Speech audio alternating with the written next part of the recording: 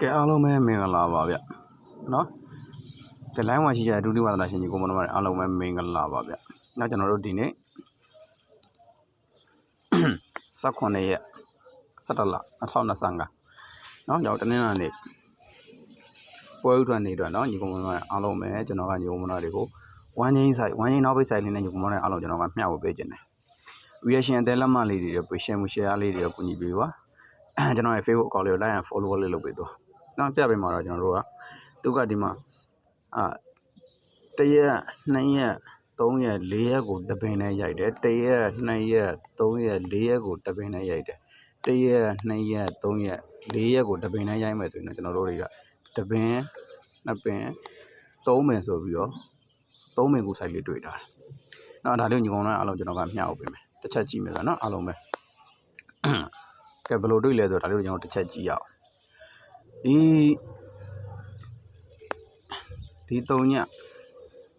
2က3ညထိတ်ခဲ့တယ်61က6ထိတ်ဒီနှလုံးပေါင်းချင်း6 909နောက်ဝင်တယ်ဒီ3လုံးပေါင်းချင်းဒီကျွန်တော်တို့က9လို့ရိုက်တယ်နော်ဒီ3လုံးပေါင်းချင်း9လို့ရိုက်တာကိုတဲ့ဒီနှစ်ကဲတဲ့ဒီ3ညရဲ့နှလုံးပေါင်းချင်း2အထောင်နဲ့ဟောဒီကနောက်ပင်နဲ့ကနန်း3လုံးပေါင်းချင်းကို9ပေါင်က3ညဆိုရိုက်တော့ကျွန်တော်တို့ရှင်းနောက်ပိတ်ဆိုကျွန်တော်တို့တစ်ချက်တွေ့နော်ရှင်းနောက်ပိတ်ဆိုတစ်ချက်တွေ့နောက်တစ်ခါဒုတိယတစ်ပင်မှာတဲ့ကျွန်တော်တို့19ကတစ်ထိတ်စီရဲ့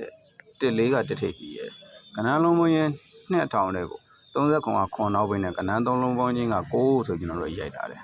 ရိုက်ထားတာကိုကျွန်တော်တို့က30ခွန်က3ထိတ်စီရဲ့68က6ထိတ်စီရဲ့နှလုံးပေါင်းချင်း9အထောင်နဲ့ဟောဒီကနောက်ပင်နဲ့ကနန်း3လုံးပေါင်းချင်းကျွန်တော်တို့တွေက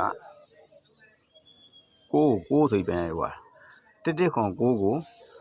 11ခွန်9ကို3564ဆိုကျွန်တော်တို့ကပြန်ရိုက်ပေးသွားတာ3564ဆိုပြန်ရွာ3ည6ကိုကနန်း3လုံးပေါင်းချင်း9ကို283ညနဲ့9ပေါင်က3ညလို့ရိုက်တယ်11ခွန်9ကို356ကနန်း3လုံးပေါင်းချင်း9ပေါင်က4ဆိုပြီးရိုက်တယ်ဒါဆိုရင်ကျွန်တော်တို့တွေကဒီမှာတတိယတစ်ပင်မှာကြည့်မယ်ဆိုရင်တဲ့ဒီ1က1ထိပ်စီ4ခွန်က4ထိပ်စီနှလုံးပေါင်းချင်း9ရဲ့82က2နောက်ပြီကနန်း3လုံးပေါင်းချင်းကခွန်လို့ရိုက်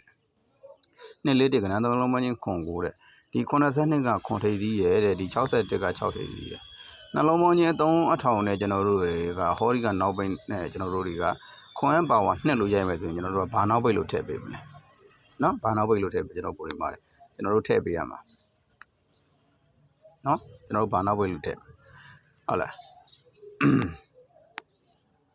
နော်နောက်ပိတ်လေးမထည့်ခင်ကြီးကုန်တော့ကျွန်တော်ပြန်ပြီးတော့ထပ်ပြီးပြပေးမယ်3ည6ကိုကနန်း3လုံးပေါင်းချင်း9ဆိုတော့ကို283ညနဲ့9ပါဝါ3ညဆိုပြီးပြန်3ည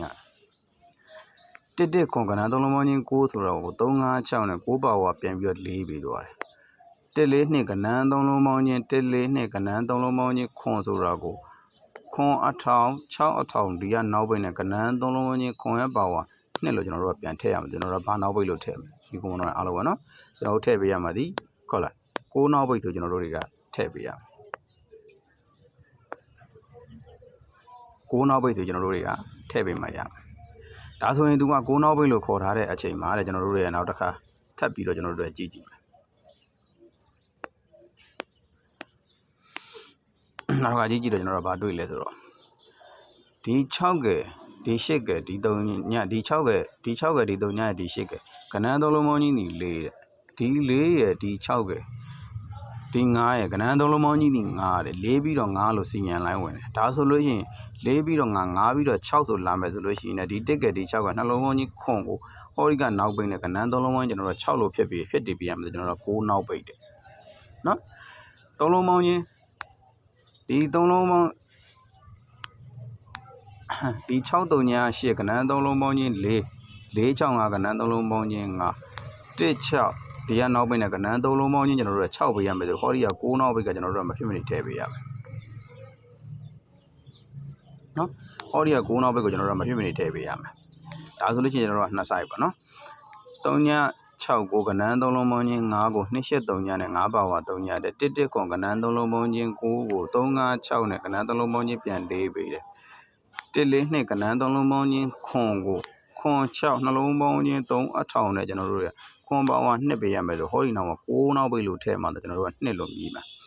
ဖြစ်တဲ့အတွက်ကြောင့်ကျွန်တော်တို့က9နောက်ပိတ်မဖြစ်မနေထည့်ပေးရမယ်ပေါ့9 9နောက်ပိတ်လို့ထည့်ပေးပြီးရတယ်638ကဏ္ဍ3လုံးချင်း4လို့ရိုက်တယ်465ကဏ္ဍ3လုံးပေါင်းချင်း5လို့ရိုက်တယ်4ပြီးတော့5ရိုက်တယ်16နှလုံးပေါင်းချင်းခွန်အထောင်6ရိုက်ဖို့ဆိုလို့ရှိရင်3လုံးပေါင်းချင်း6ဖြစ်ဖို့အတွက်ကျွန်တော်တို့ဟို9နောက်ပိတ်ကိုထည့်ပေးရမှာဒါဆိုရင်9နောက်ပိတ်ကိုကျွန်တော်တို့ဆိုင်းနဲ့ချုပ်ထားတာ9နောက်ပိတ်ဆိုကျွန်တော်တို့ကဖြစ်တည်နေတယ်ဖြစ်တည်နေတဲ့အခါမှာညီကောင်မတွေအားလုံးကိုကျွန်တော်က1ချင်း site ကလေးနဲ့ကျွန်တော်ကထပ်ပြီးတော့ပြပေးကြတယ်နော်သူ1ချင်း site လေးမှာသူကဘယ်လိုပေးထားလဲဆိုညီကောင်မတွေအားလုံးကျွန်တော်မျှဝေပေးမယ်သူကဒီနှစ်ကဒီ6ကဒီ3ညရဲ့ကဏ္ဍ3လုံးပေါင်းကြီးဒီ8တဲ့8ပါဝါဒီတော့83ဝန်းကြီးကြီးကျွန်တော်တို့ကတပြားကြီးလို့ခေါ်ထားတာကိုတဲ့သူကဟောဒီမှာနော်83ဆိုပြီးတို့ကအပီးရိုက်ပေးထားတယ်နော်83ဝန်းကြီးအထီကို8ကော3ကောဆိုကအပီးထောက်လိုက်ရိုက်ပေးထားတယ်နောက်တစ်ခါဒုတိယတပင်မှာကြတော့လေကျွန်တော်တို့ကဟောဒီမှာကျွန်တော်တို့9နောက်ပိတ်လို့ကျွန်တော်တို့ရထားတာကိုတဲ့သူက3 4 6ကဏ္ဍ3လုံးပေါင်းကြီးဒီ8တဲ့8ပါဝါကြီးတော့83ဝန်းကြီးတပြားထိရိုက်ပါဆိုကျွန်တော်တို့ဟောဒီမှာ8တလုံးအကြီးနဲ့ကျွန်တော်တို့85ဆိုကျွန်တော်တို့ရိုက်ပေးသွားတယ်နော်ဒါဆိုရင်ကျွန်တော်တို့တွေကဒီတတိယတပင်မှာကျွန်တော်တို့ကစက်ကြည့်ဒီခွန်ဒီတက်ဒီ6နော်ဒီခွန်ဒီတက်ဒီ6ကိုကျွန်တော်တို့ကကဏ္ဍ3လုံးပေါင်းချင်း4ပါဝါဒီကို4ကို1ချင်းတပြားအထိတို့ရိုက်ပေးရမယ်ဆိုကျွန်တော်တို့ကဒီနေ့12နိုင်မှာကျွန်တော်တို့4ကို1ချင်းကတပြားအထိကိုကျွန်တော်တို့ရိုက်ပေးရမယ်ဖြစ်တဲ့အတွက်ကြောင့်မလို့ညီကိုမောင်နှမတွေအားလုံးကဒီမနက်မှာကျွန်တော်တို့ကင်ဆော့ရမှာဒီ4ကို1ချင်း CH ပေါ့ဗျာနော်4ကို1ချင်းကိုမှကျွန်တော်တို့ညီကိုမောင်နှမတွေ6ကနောက်ပိတ်အမားနဲ့ကျွန်တော်ကတွေ့တယ်ဒါကညီကိုမောင်နှမတွေအဆင်ပြေရင်ဆော့ပါအဆင်မပြေရင်မဆော့ပါနဲ့ကျွန်တော်တွေ့တာမြင်တာကိုလည်းကျွန်တော်ညီကိုမောင်နှမကျွန်တော်အားလုံးကိုကျွန်တော်ကမျှဝေပေးတာရစေခြင်းလို့ပေါက်စေခြင်းလို့မျှဝေတာဖြစ်တဲ့အတွက်ညီကိုမောင်နှမရဲ့လောဘရှိတဲ့လောက်ထို့ကျွန်တော်ပြန်ပြီးပြပြနော်3ည6ကိုကဏ္ဍ3လုံးပေါင်းချင်း5ကို2 8 3ညနဲ့5ပါဝါ3ညတော့တယ်နော်အဲ့ဒါကိုမှကျွန်တော်တို့တွေက6 3ည8နဲ့ကျွန်တော်တို့က4တယ်4လို့ရိုက်တယ်နော်ပြီးတော့2 6 3ညကဏ္ဍ3လုံးပေါင်းချင်း8ပါဝါတော့83ဝန်းချင်းကဟောဒီမှာ38လို့အပြီးရိုက်တယ်နော်83ဝန်းချင်းက38လို့အပြီးရိုက်ဒုတိယတပင်1ခွန်ကဏ္ဍ3လုံးပေါင်းချင်း9ဆိုတာကို3 5 6နဲ့ကဏ္ဍ3လုံးပေါင်းချင်းကျွန်တော်တို့က9ရဲ့ပါဝါပြန်4ပြီးပါ4ပြီးတော့မှ4 6 5ကဏ္ဍ3လုံးပေါင်းချင်း5ဆိုပြီး4ပြီးတော့5ဆိုရိုက်တော့5နောက်ပိတ်နဲ့ရိုက်ထားတဲ့ဟာကို3 4 6ကဏ္ဍ3လုံးပေါင်းချင်းက3 3ပေါင်း8 3 8ဝန်းချင်းက8ထိပ်စီနဲ့85ဆိုကျွန်တော်တို့ကအပြီးဆင်တယ်ဒါဆိုရင်တတိယတပံမှာကြီးတဲ့ကောင်က1 4 2ကဏ္ဍ3လုံးပေါင်းချင်းဒီခွန်အဲ့ဒီခွန်ရဲ့ပါဝါ2ဆိုတော့ကိုဟောဒီကခွန်ရဟောဒီက6ပဲဟောဒီကနောက်ပိတ်ကကဏ္ဍ3လုံးပေါင်းချင်းပြန်2ရမယ်ဆိုလို့ရှိရင်ခွန်6 6ကဏ္ဍ3လုံးပေါင်းချင်းပြန်12မှာသာကျွန်တော်တို့ကဒီ3လုံးပေါင်းချင်းခွန်ရဲ့ပါဝါ12 3လုံးပေါင်းချင်းပြန်12ပဲမှာအဲ့အတွက်6နောက်ပိတ်လို့ဝင်လာတယ်6နောက်ပိတ်လို့ဝင်လာတဲ့အချိန်မှာတဲ့ဒီ3လုံးပေါင်းချင်း4ဒီ3လုံးပေါင်းချင်း5ဒီ3လုံးပေါင်းချင်း6ရမယ်ဆိုလို့ရှိရင်1 6နှလုံးပေါင်းချင်းခွန်အထောင်နဲ့6မယ်ဆိုဟောဒီမှာ6နောက်ပိတ်ဆိုကျွန်တော်တို့တွေ့တယ်ဒါဆိုရင်6နောက်ပိတ်ကိုကျွန်တော်တို့2ချိန်ရိုက်ပြီး2ချိန်ရိုက်ပြီးတော့ဒီ3လုံးပေါင်းချင်း8ပါဝါ3ကိုဟောဒီမှာ3 8ဆိုကျွန်တော်တို့အပြီးရိုက်တယ်လို့မျိုးဟောဒီ3လုံးပေါင်းချင်း3 8ဝန်းချင်းကိုဟောဒီမှာ8လုံးမှနဲ့85လို့ရိုက်တယ်လို့ဟောဒီ3လုံးပေါင်းချင်း4ပါဝါ9 4ကိုဝန်းချင်းအထိနဲ့ရိုက်မယ်ဆိုရင်ကျွန်တော်တို့တွေကရထားတဲ့6နောက်ပိတ်ရထားတဲ့6နောက်ပိတ်နဲ့6နောက်ပိတ်နဲ့ဆိုကျွန်တော်တို့တွေကပါရမယ်4ကိုဝန်းချင်းအမာရမယ်6နောက်ပိတ်ရမယ်နော်ကျွန်တော်တို့တွေကဒါလေးကိုတွေ့တော့ပါအဲကြောင့်ညီကောင်မတွေအားလုံးကိုကျွန်တော်ကဒီမနက်မှာကျွန်တော်ကပြောချင်တာကကိုရီမတွေစာနာရှိရင်စော့ပါစာနာမရှိရင်မစော့ပါနဲ့ကျွန်တော်ကရတာတော့4 9ဝန်းချင်း4ကိုဝန်းချင်း4ကိုဝန်းချင်းကိုမှကျွန်တော်တို့ဒီ9အပိတ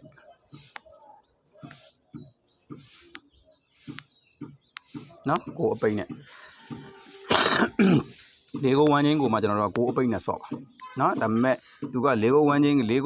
ကသူကတစ်လုံးထိရမှာကျွန်တော်တို့ဒီမှာရထားတာက9အပိတ်လို့ရထားတဲ့အတွက်ကြောင့်ယူကိုဝန်တော့ဒါကထိပ်သီးရှိရင်ထိပ်သီးနဲ့ကတ်ထုတ်လုံးမရှိရင်လုံးမနဲ့ကတ်ထုတ်ဗရိတ်ရှိရင်ဗရိတ်နဲ့ချုပ်ထုတ်နော်ဒါမှမဟုတ်ထိပ်သီးမရှိလုံးမနဲ့မရှိဗရိတ်မရှိလို့နောက်ပိတ်ဆွဲနိုင်တယ်ဆိုတော့ယူကိုဝန်တော့ဒါ9နောက်ပိတ်ကိုဆွဲဒီလိုမှမဟုတ်ဘဲနဲ့နော်တင်ချာစာအုပ်ကျွန်တော်ထိုးတဲ့ကဏ္ဍနိုင်လိုက်ထိုးခြင်းနဲ့ဆိုလို့ယူကိုဝန်တော့တွေကကျွန်တော်ကဏ္ဍ၄ခွက်ထိုးမယ်